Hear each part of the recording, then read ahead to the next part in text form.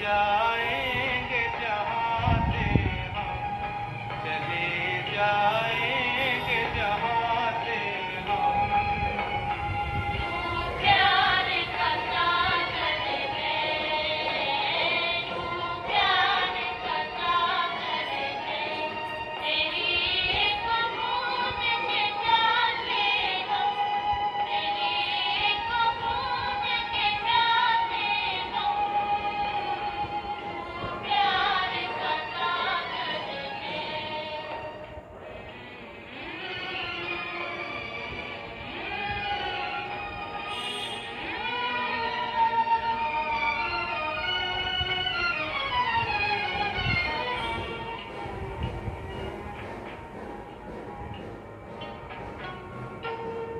हाय न मन का पागल पंछी, उड़ने को बेकरार, उड़ने को बेकरार। पंख है कोमल, आँख है सुतली, जाना है सागर पार, जाना है सागर पार। अब तू ही से समझा, अब तू ही से समझा, राह भूले थे कहाँ से हम, राह भूले थे कहाँ से हम। प्यार का सागर है, तेरी एक बूंद के प्यासे हम, तेरी एक बूंद के प्यासे हम, प्यार का सागर है।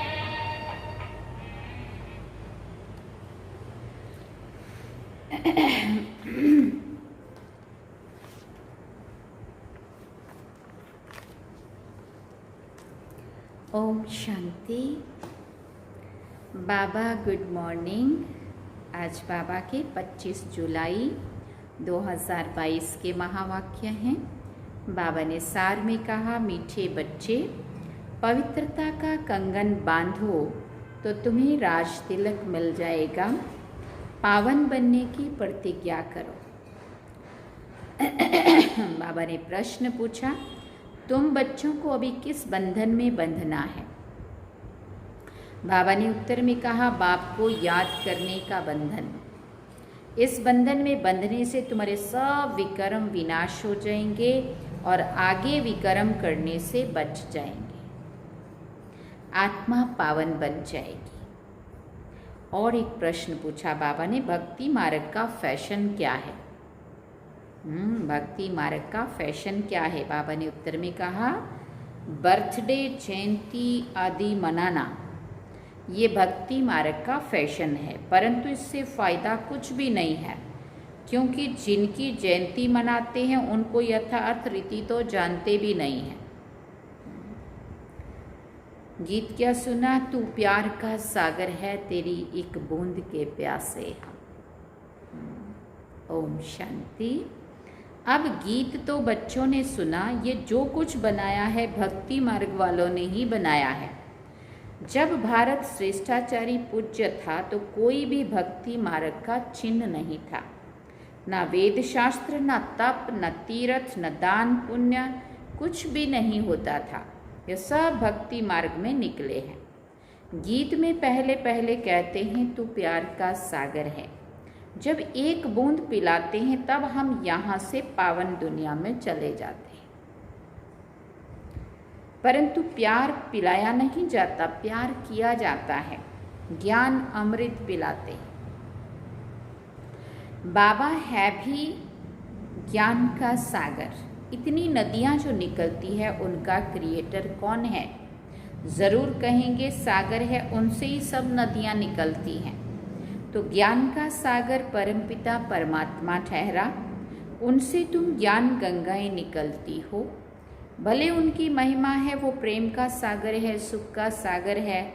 जब तुम ज्ञान पिलाते हो तब हम स्वर्ग में चले जाते हैं, सद्गति को पा लेते हैं। बाप कहते हैं, मुझ ज्ञान सागर को याद करो तो तुम्हारे विकर्म विनाश होंगे, पावन बन जाएंगे। ये पहले पहले कौन सुनता है? बाबा पूछ रहे। ये गुप्त बात हुई ना। गाते भी हैं तुम मात पिता हम बालक तेरे। पिता तो है परंतु उन्हें माता क्यों कहा जाता है? पिता तो ठीक है, अब माता किसको कहें? पहले ज्ञान अमृत कौन पीता है? वो आकर प्रवेश करते हैं, ज्ञान सुनाते हैं, तो पहले कौन सुनेगा? ज़रूर ब्रह्मा बाबा। तो ये माता हो गई, इनके कान पहले सुनते हैं। वास्तव में शरीर माता का नहीं है, तो माता कहाँ से लाएं? इसलिए गाया हुआ है जगदम्बा सरस्वती। सरस्वती को सितार है, वो है ब्रह्मा कुमारी। कुमारी की महिमा बहुत है, ब्रह्मा की इतनी महिमा नहीं है। इतने मेले नहीं लगते हैं जितने जगदम्बा के मेले लगते हैं। जो ज्ञान ज्ञानेश्वरी है उसी पर ज्ञान का कलश रखते हैं। ज्ञान सागर वो है, उनको ही पतित पावन कहा जाता है। पतित है कलयुगी दुनिया और पावन है सतयुगी दुनिया। सतयुग में है लक्ष्मी नारायण का राज्य। अब उन्हें ये राजाई का तिलक कैसे मिला? गाया जाता है ज्ञान सागर जब आते हैं तब पवित्रता का कंगन बांधते हैं। बहन मुख्य गिनी जाती है जो बैठ और बहन भाइयों को राखी बांधती है। पतित पावन बाप कहते हैं तुम पवित्र बनो तो तुमको राज तिलक मिलेगा।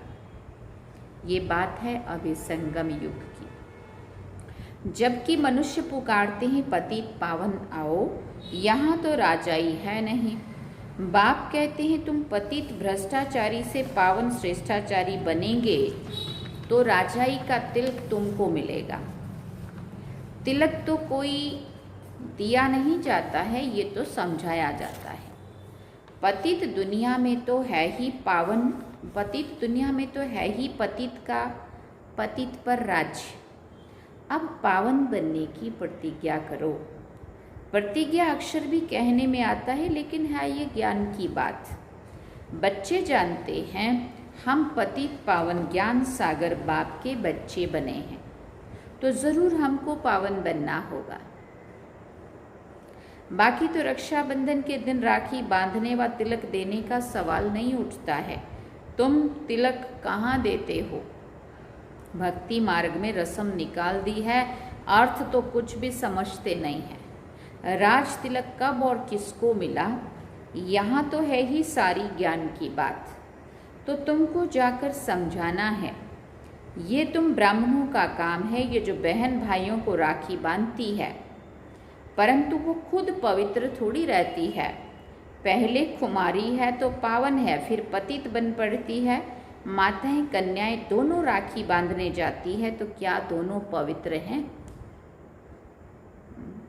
माता तो है ही अपवित्र, तो अपवित्र को अपवित्र राखी बांधे तो फायदा तो कुछ भी नहीं होता। रियलिटी में जो होता है उनका फिर यादगार मनाया जाता है। जैसे श्री कृष्ण जयंती हो गई, फिर बाद में बैठकर मनाते हैं। यादगार अथवा बर्थडे मनाना ये तो एक फैशन पड़ गया है। इसमें तो कुछ भी फायदा नहीं है सिवाय खर्चे के।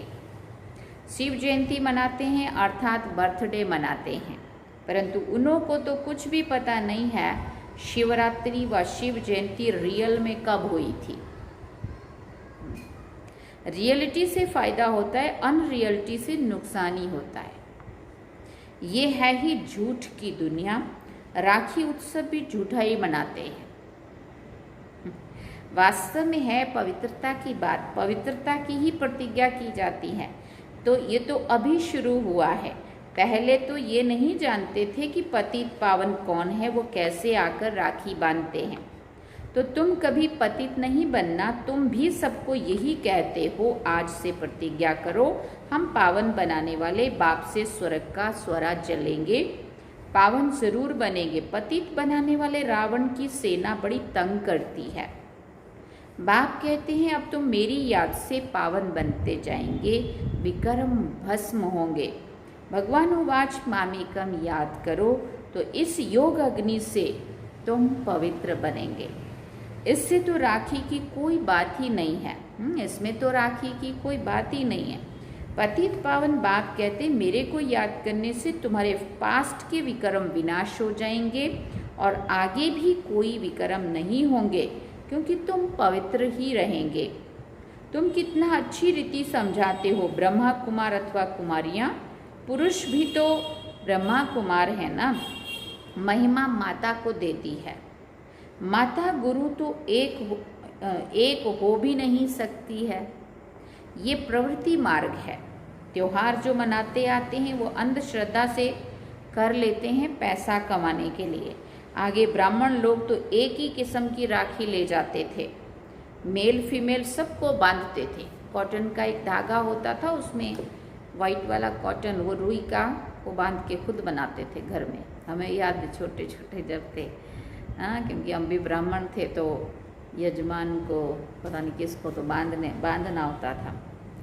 तो बाबा कहते थे मेल फीमेल सबको बांधते थे। फैशन वाली राखी तो अभी निकली, हाँ, कुछ सालों में। एक पैसा मिल जाता था, कोई साहूकार 2 आना दे देते थे, कोई बड़ा साहूकार होता था तो 1 रुपया दे देते थे। अभी क्या कर दिया है, बहन राखी बांध तिलक देती है, फिर भाई बहन को अच्छी खर्ची देते हैं, हाँ, बहुत ज़्यादा पैसा देते, गिन्नी भी देंगे, 50 रुपया भी दे देते हैं। ये भी तब की बात, दूसरे ज़माने की बात कर रहे हैं बाबा। रस्म ही बदल गई है ब्राह्मण का काम। तुम तो हो सच्चे ब्राह्मण मुख वंशावली, वो तो है कुख वंशावली। तुम ब्राह्मण ही देवता बनते हो, ब्राह्मण बन फिर पावन बनना शुरू करते हो। पतित पावन है ही एक बाप। अब कन्या राखी बांधने जाती है, फिर अगर जाकर अपवित्र बनती है तो तिलक तो गुम हो जाता है, राजाई मिलती नहीं है। यहाँ तो परमपिता परमात्मा ऑर्डिनेंस निकालते हैं कि जो पवित्र बनेंगे वो पवित्र दुनिया के मालिक बनेंगे। पावन तो सिर्फ तुम ही बनते हो। फिर बाबा ने कहा तुमको पहले ये समझाना चाहिए। क्या समझाना चाहिए? कि राखी बंधन है ही पवित्रता की निशानी। तुम इस काम शत्रु को जीतो तो पवित्र बन जाएंगे। मुझे याद करते रहो। तो बाबा ने कहा मुझे याद करते रहो। याद का बंधन बड़ा कड़ा है, क्योंकि जन्म जन्मांतर के पापों का बोझा सिर पर है। ये बाप ही समझाते हैं कि सतयुग से त्रेता तक तुम पवित्र थे, पवित्र स्वराज्य था। वो कैसे स्वराज्य पाया, ये ड्रामा का चक्र इस रीति फिरता है।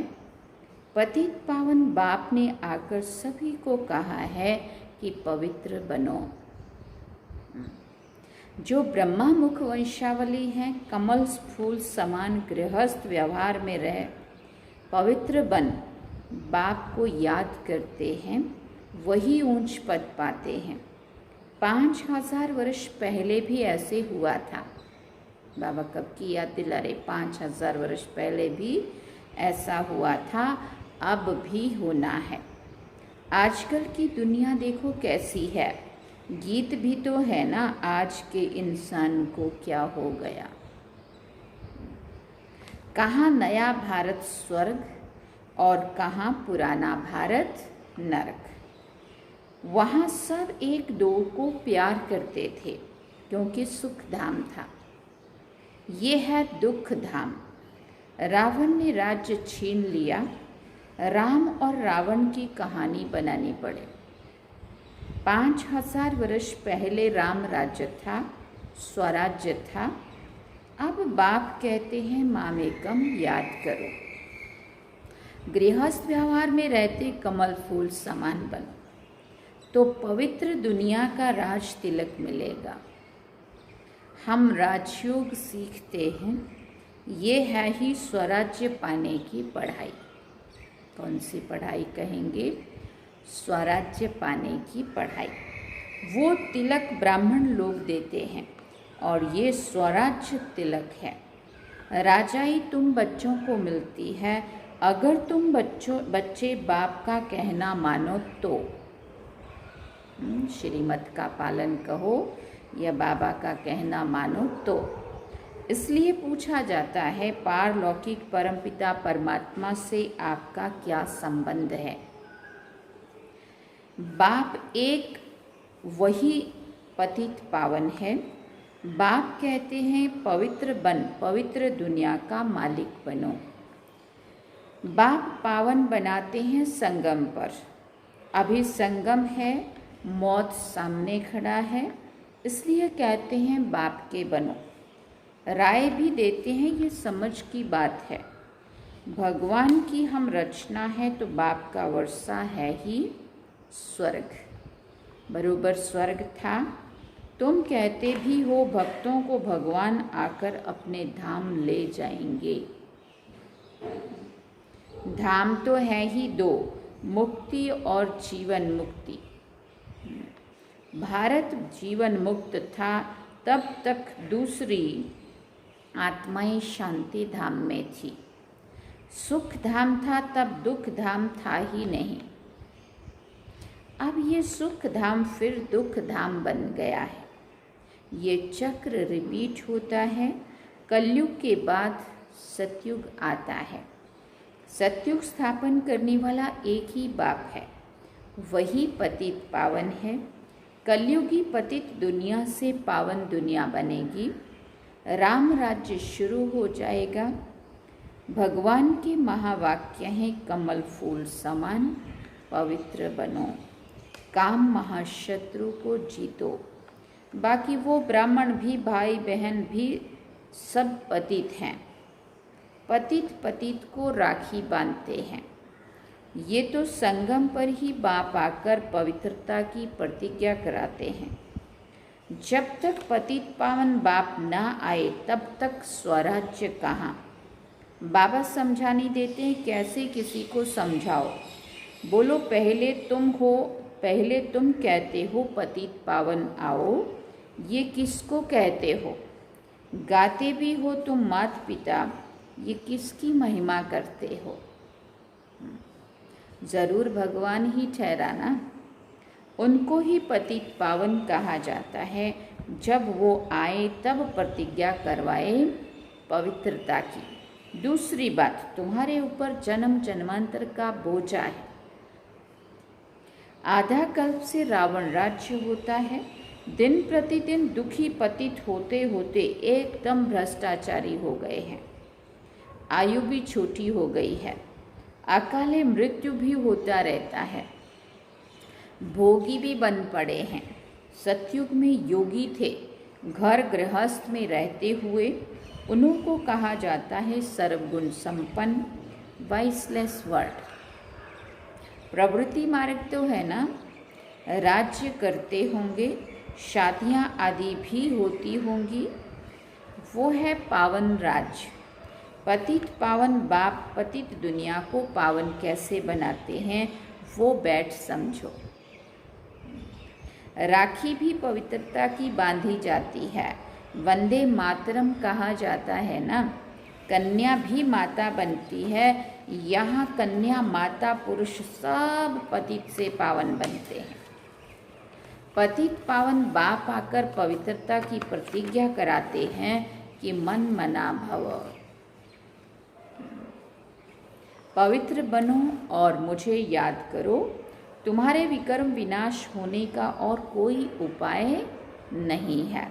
सजाएं खाएंगे तो राजाई पद भी नहीं मिलेगा। जो योग में रहकर विकर्माजीत बनेंगे वही विकर्माजीत बनेंगे, वही विकर्माजीत राजा बनेंगे। विकर्माजीत का संवत 1 से 2500 वर्ष माने 1 से शुरू होता है और 2500 वर्षों तक। फिर विक्रम राजा का संवत 2500 वर्ष से 5000 वर्ष तक है। ये पूरा 5000 वर्ष का चक्र 2500 वर्षों तक, आधा कल्प तक विक्रमाजीत राजा राज चलता है और फिर विक्रमी संवत शुरू होता है तो 2500 वर्षों तक वो चलता है। मनुष्य संवत को नहीं जानते हैं। विक्रमाजीत बादशाही सतयुग त्रेता में चलती है, उनको लाखों वर्ष दे दिए हैं और विक्रम संवत को 2000 वर्ष दिए हैं। वास्तव में आधा उनका होना चाहिए।